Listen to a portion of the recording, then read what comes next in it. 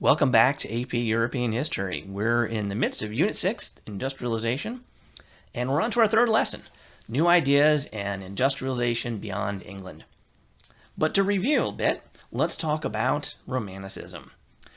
Romanticism is one of these poetic and artistic movements that went right along with a reaction to the Enlightenment, but right along with the industrialization process. Many of the Romantics were skeptical of it. We looked at some paintings by Turner. We didn't look at this one. This is his very famous painting of Dudley, renowned for his use of light, but also in this case color. One way to think about analyzing paintings, this one demonstrates that quite well, is looking at the picture in thirds. Kind of foreground, midground, background. So if you look at the foreground of the painting, what are you seeing? Right? You're seeing different colors, these oranges and reds. You're seeing boats on the canal. You're seeing workers leading horses down a muddy road. In the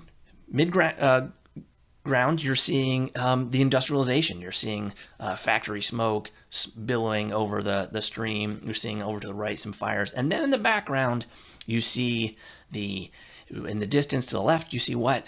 A church spire, and in the right you see above the town the ruins of a castle, kind of the relics of the past, while all the new is where the energy is and the fire is. So anyway, don't forget Turner and his Romanticism and his use of light. But let's get right into the Industrial Revolution. So we know in our last lesson that the UK took the lead in industrialization. They became, as they said, the workshop of the world. They saw increases over a course of about 100 years that were unprecedented in human history. By 1860, the United Kingdom is estimated to have produced 20% of the world's industrial goods. Remember, this is a mid-sized European country off the coast, not seen as the center of Europe. But by 1860, 20%, not of Europe's industrial goods, but of the entire world's industrial goods. If you look at the chart at the very bottom, you can see there kind of that bar at the top. Kind of in 1750, they're not doing that much. By 1900, they've just been overtaken by the United States, but they still have a huge percentage of world industrial goods. Going along with this industrial growth will be immense population growth, growing from around 9 million in 1780 to 21 million in 1851. London will overtake other European cities as the great European city. Celebrating this, the royal family decided, hey, let's show off what we do. And in 1851, the royal family hosted the Great Exhibition of 1851. Located primarily inside this edifice that was built just for this and then destroyed later, the Crystal Palace, built out of iron and glass. No one had ever seen anything like it before. Towering above the plains was, to us, it would look like a giant greenhouse. To them, glass was one of the most expensive things you could produce. There were even taxes on how many windows you had in your house, because they figured if you had more windows, you were wealthier, so you should pay more taxes. They built this, inviting the world to come and see the grandeur that was English manufacturing. And so there will be booths as different countries set up their stuff, and all of it, as you can see in the middle, around the person of Queen Victoria. Looking at this excerpt from a poet, not a terribly well-known poet, named William St. Clair. This excerpt is an excerpt from his longer poem, The Exhibition of 1851. Look at what he says, and think about which movement he belongs to. Is he optimistic, pessimistic? Now peace, step down and claim thy long-lost right. The nations listen, boldly speak thy mind, that they may order things without a fight. Since what is the weapon of mankind? What do you think he would put there? Coming out of the Enlightenment? Reason. And he capitalized it. Since reason is the weapon of mankind. There's this immense optimism in this exhibition of 1851 of the glories of industrialization, the glories of the future, that we can get rid of war because we're going to use reason and industrialization will produce prosperity, and there'll no longer be a reason to fight. However, not everybody was that optimistic. For example, Thomas Malthus, that's him over there to the right. He was a late Enlightenment thinker who began pondering the mathematics of population growth.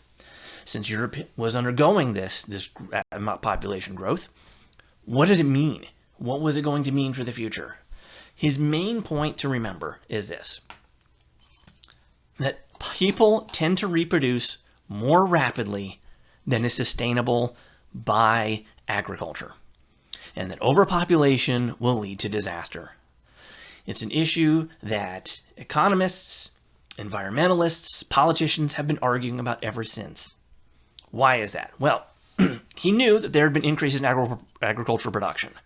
However, he believed that when the poor had more food, it meant they were going to reproduce more. They were going to have more population. So they would have more kids. More population means more pressure on the food supply. And the way he saw it mathematically is that population grows geometrically, but food increases arithmetically. That is, population was going to outgrow growth in the food supply. He believed the only real solution was what he called prudential restraint. That is, the poor have to stop having babies.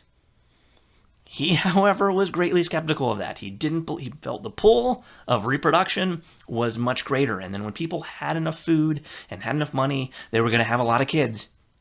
And that would lead to what historians now call a Malthusian catastrophe.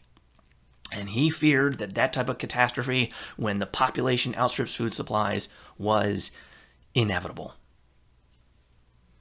Backing him up will be this idea of the iron law of wages. This will be the idea of David Ricardo. That's him there on the right. He's going to follow up on Malthus's arguments. They're saying, well, here's what happens, okay? Industrialization is going to produce excess wages. People are going to make more money. They're going to have money to spend. What he believed they should spend their money on is improving their standard of living. But he believed, especially the poor, would spend their money on more children. Therefore, population would always grow in such a way as to press wages again.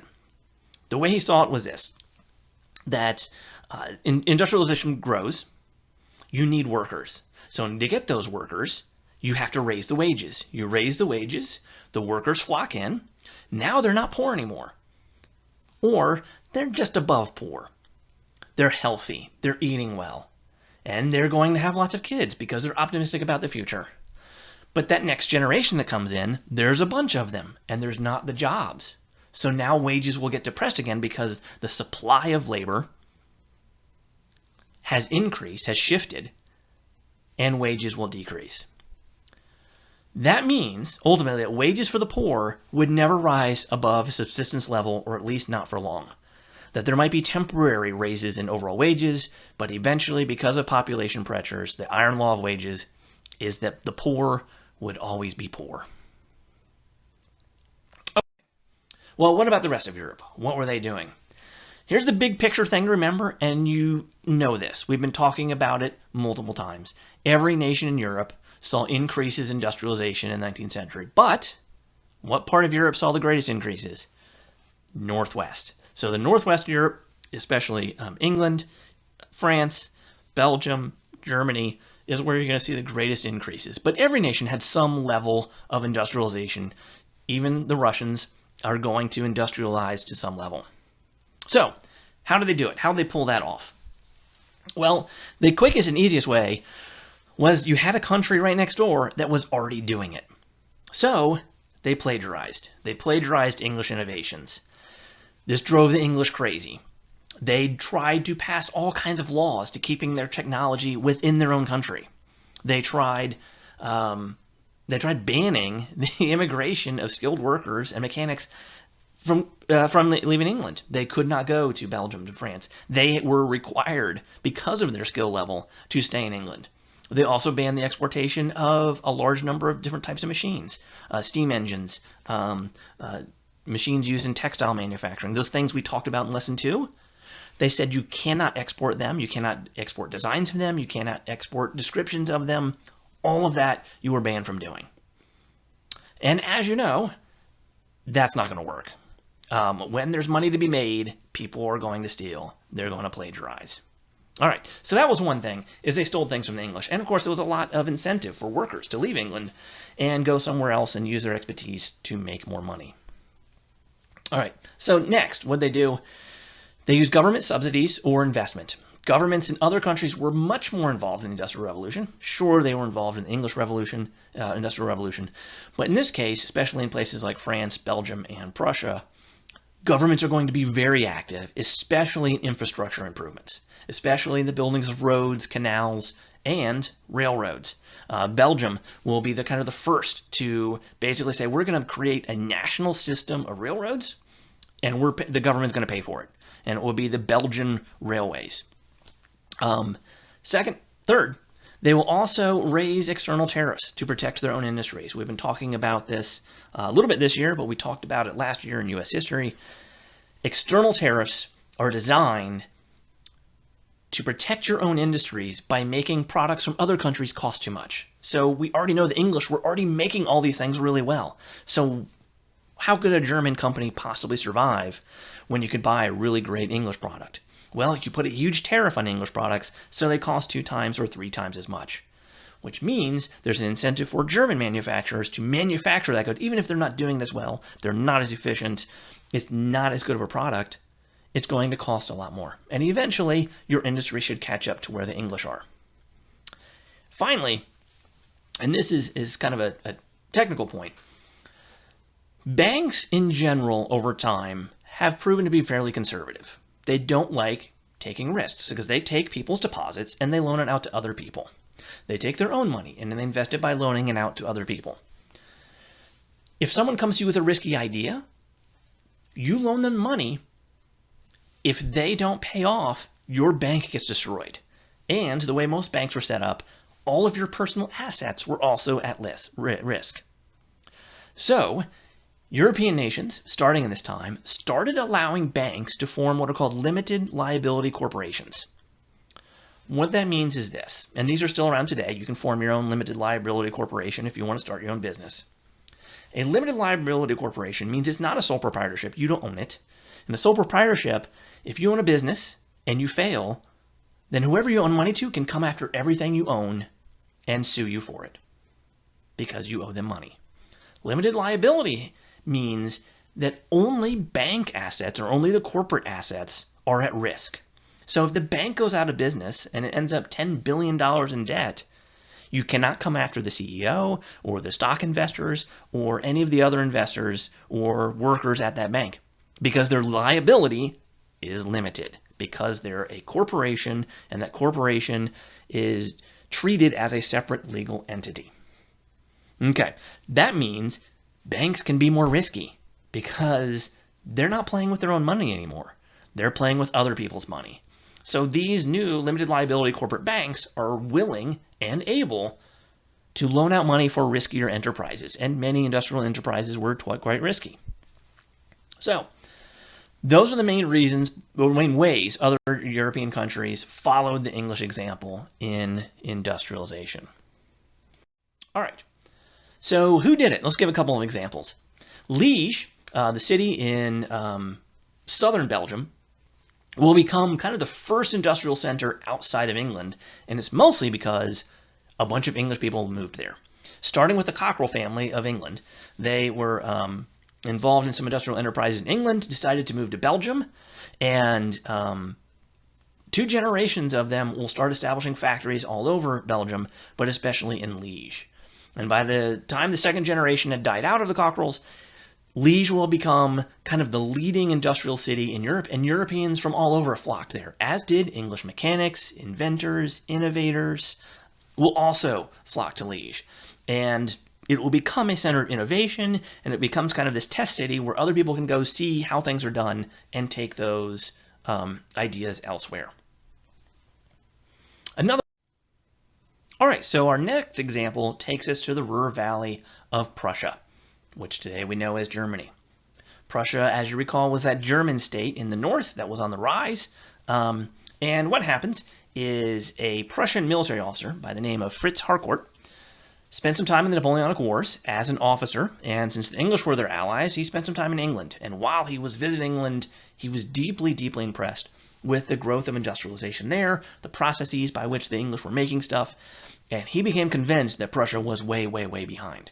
And the only way to get caught up was to copy as much as possible of the English model. So, after the war, he returns to Prussia and invest an immense amount of his capital and many other investors' capital over the course of many years in developing the Ruhr Valley as a producer of steam engines. As time went on, he lost an immense amount of money, but the industrialization took place anyway. And even today, the Ruhr region is a hub of European industrialization and immensely successful. Furthering Prussian industrialization was Friedrich List. List was a big advocate of Prussian industrialization, in part because he also knew that if Prussia did not industrialize, they would never be able to keep up with the rest of the world. That industrialization was the single key to making sure you didn't fall behind. So to do that, he believed that it was imperative that the Prussian government got involved in industrialization. And he will set kind of a pattern for other European countries to follow as more and more European countries industrialized. It'll oftentimes be the government that's taking the lead in stimulating that growth. He got his ideas from visiting the United States, living there for many years, and concluding, again, that industrialization was not only the key to advancing the German economy, but alleviating poverty. That when he looked at the social mobility of people in the United States, he felt that that was the model for Prussia to follow. Now, for him, he believed the government had a role in two areas. One is infrastructure, particularly railroads. And so he will push the Prussian government to start subsidizing and building railroads. The other big thing were tariffs. And it was a two-part strategy with tariffs. The first big part has to do with creating the Zollverein. The Zollverein is demonstrated over here on the map. The Zollverein is the idea of creating a trade zone in Germany. And if you look at the map, you can see it looks similar to what Germany looks like today. So over to the east, you have Kingdom of Prussia. And that was kind of what he had started with is, well, in Prussia, they had one tariff system. But all the other parts, remember, Germany's still not one country. It's many different little regions like Bavaria and Baden and Hanover. That those had their own separate tariff system. So if you're trading from Berlin to Augsburg, you're paying tariffs as you go through Saxony, and then maybe another tariff as you're going through Bavaria. And then if you're going all the way to Baden, you're paying another tariff. That was a repressor of trade. So he decides they need to create a system whereby all the German states share the same trade rules, and you get rid of all the internal tariffs. So it's much easier to trade internally. So that's what the Zollverein is. And you can see how it grew, starting from the Prussian system to 1834, when it adds the green, the Bavaria and Saxony, Württemberg, down to Munich. Those will join the Zollverein by 1834. And by 1854, you add the purple in there, and those will become part of it. And then the very last ones in 1867 through 88, Schleswig, Holstein, Mecklenburg, and Alsace and Lorraine over there. Those were added primarily as a result of some wars we'll talk about later. But this is the beginnings of a unified tariff system, an economic unity in Germany that's going to help pave the way, we'll find out in the future, to a unity of Germany politically. So basically, no internal tariffs, but the second part of it is high external tariffs. Copying from the Belgians and the French, put high tariffs on everything coming into your country, especially from England, so that your new industries can compete against the old industries. All right, so by the time we're done, going back to this map, you can see the centers, and this is by 1850, of industrialization in Europe. The green spots being the major areas, Italy, Milan, Lyon in France, Paris, Belgium, Liège, areas of Germany. And you see the beginnings of the railroad system. And you can see north and west doing quite well, south and east behind, but those will eventually catch up in many regards. All right, final thing I want to lead you to. I'll post this down in the description of this video. This is a fun little 4 or 5 minute video about the Great Exhibition of 1851 and the Crystal Palace. It's got a lot of cool images and has a little bit of a sense of humor. So you don't have to watch it, but I think you'll enjoy it if you do. And what else are you going to do? So we'll see you again later.